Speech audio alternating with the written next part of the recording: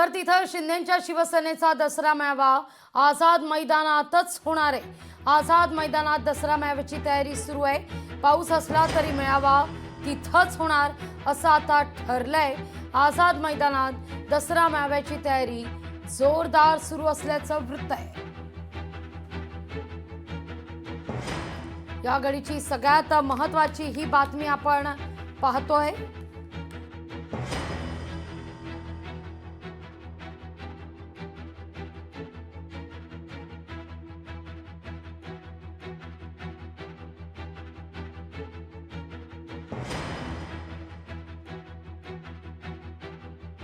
दसरा मेळावा आझाद मैदानातच होणार आहे।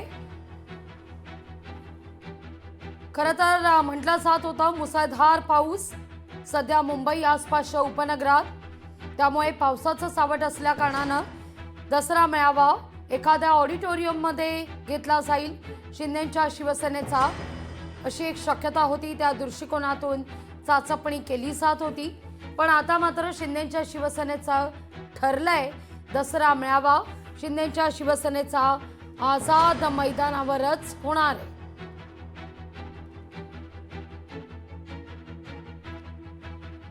त्यामुळे दसरा विचारांचं सोनं शिंदेच्या शिवसेनेकडून आझाद मैदानावरच लुटलं जाईल। आगामी महापालिका निवडणुकांच्या दृष्टीनं या दसरा मेळाव्याला विशेष महत्त्व। अधिक माहिती घेऊया आपले प्रतिनिधी स्वप्नील जाधव यांच्याकडून। स्वप्नील, काय अधिक माहिती?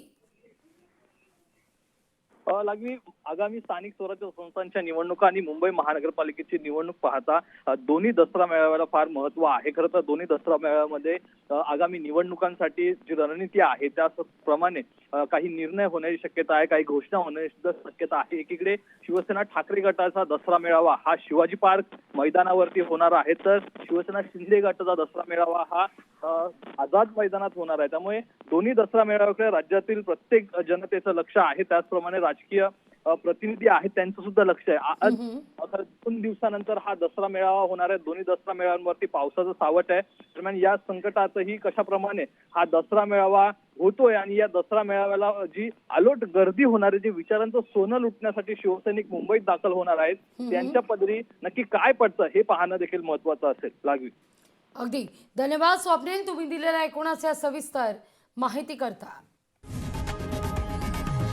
लोकशाही मराठी ऐका, पहा, जागरूक रहा।